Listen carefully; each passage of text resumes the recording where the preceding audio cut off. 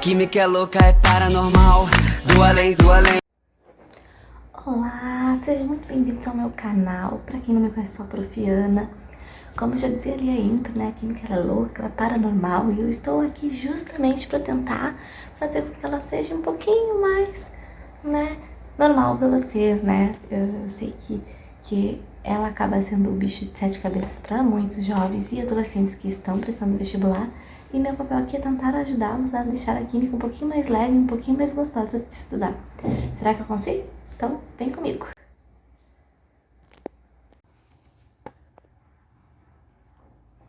Então, pessoal, hoje nós vamos então começar a conversar um pouquinho, né, sobre a distribuição eletrônica, né, o que ela nos diz, né, por que ela é tão importante para a tabela periódica, para os elementos químicos, né, qual é a relação dela com as camadas eletrônicas, né. Então, a distribuição ela é um modelo que vai nos auxiliar com a configuração dos elétrons, né, dos átomos, através dos subníveis de energia, né? Então, que são as subcamadas, né? Nós temos as camadas eletrônicas e as subcamadas, que são os subníveis.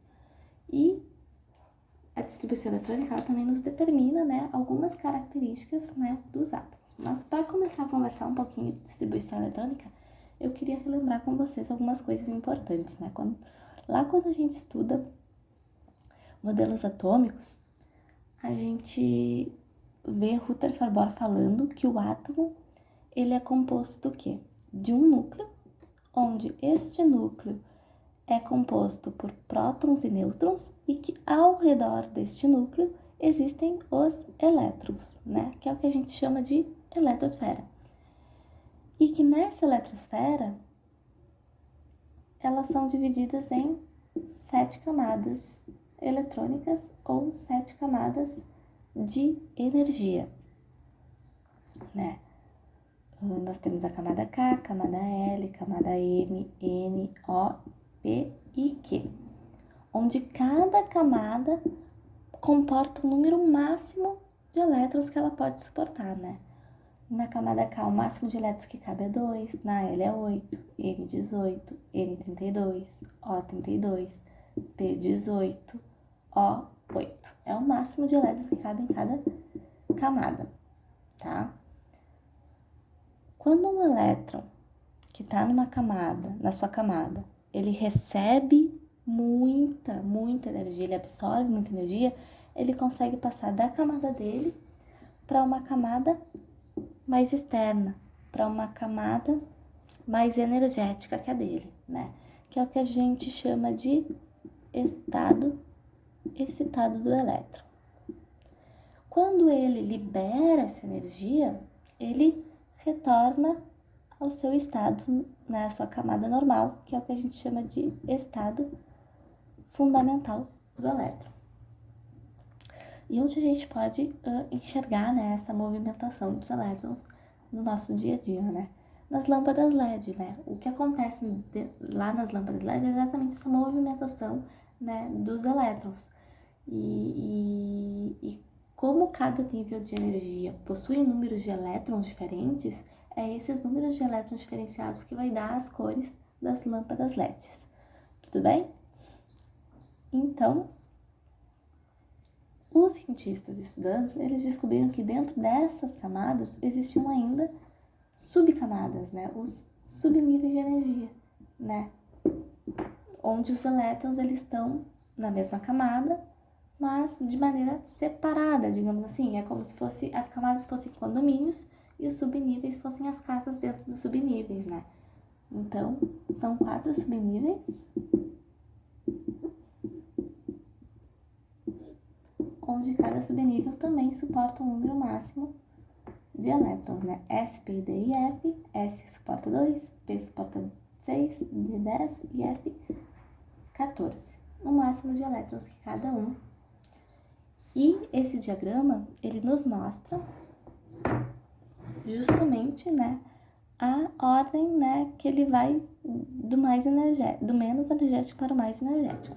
Então, como é que a gente faz a distribuição quando a gente dos elétrons dos átomos, né? A gente sempre começa por aqui, 1s2, 2s2, 2p6, desce pro 3S2, sobe pro 3P6, desce pro 4S2, sobe pro 3D10, desce pro 4P6, desce pro 5S2 e sobe pro 4D10, 5P6, 6S2, sobe pro 4F14, 5D10, CP6, 7S2, sobe pro 5F14, 6D10 e SP6, tá?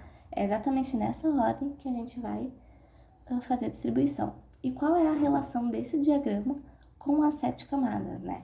Vocês concordam comigo que aqui também tá em 7 camadas, ó. Aqui indica que ele tá na primeira camada, aqui indica que ele tá na segunda, aqui que tá na terceira, na quarta, na quinta, na sexta e na sétima. Então, os números aqui da frente indicam a camada que ele tá, o que o elemento tá. E os numerozinhos que estão aqui em cima do subnível indica o quanto de elétrons ele tem, né? Aqui tem 2 no S, que é o máximo que comporta, 6 no P, 10 no D e 14 no F. Então, só que vocês lembram que em cada camada possui um número máximo de elétrons. Na camada K, o máximo que cabe é 2. Portanto, na camada K apenas vai existir o subnível S. Na camada L, o máximo que cabe é 8. Nós temos 2 elétrons do subnível S, mais os 6 do subnível P. Somando os 2 elétrons não vai dar 8? Então, nós temos os 8 elétrons da camada L divididos em subcamadas, né? E se vocês forem fazer com as outras, vai dar bem certinho, ó. Vocês vão somar os elétrons da terceira camada, vai dar 18. Da quarta, vai dar 32. Da quinta, vai dar 32. Da sexta, vai dar 18. E da última, vai dar 8. Tudo bem? Então, agora nós vamos fazer um exercício, né? A gente vai distribuir os elétrons do magnésio. Ele tem o número atômico 12. Lembrando que número atômico e número de elétrons são iguais, né? Quando no estado fundamental. Como é que a gente vai fazer? Ele tem 12 elétrons para a gente distribuir pelo diagrama de Linus-Pauling. Então, primeiro que a gente vai pôr é 1S2. 2 elétrons já foram. Nós vamos vir para o 2S2. 4 elétrons. Depois nós viemos para o 2P6. Fechou com 10 elétrons. Faltam 2. Que a gente vai vir pro do 2P6, a gente desce pro 3S2, que fechou os 12 elétrons do magnésio. E tá feita a nossa distribuição eletrônica. Então, né, por hoje é só, né? Ficamos por aqui na nossa aula, né? Um pouquinho sobre como a gente faz, né, a distribuição eletrônica através, né, do diagrama de Linus-Pauling. Então, eu espero que eu tenha ajudado. Qualquer dúvida que tenha ficado, vocês podem, né, me procurar, deixar nos comentários. Quem me conhece, né, entrar em contato comigo, que eu vou estar sempre, né, à disposição para tentar ajudá-los, né, a tirar as dúvidas que talvez alguma coisa não tenha ficado tão clara, né. Então, era isso, né, bons estudos para vocês e até a próxima. Now the world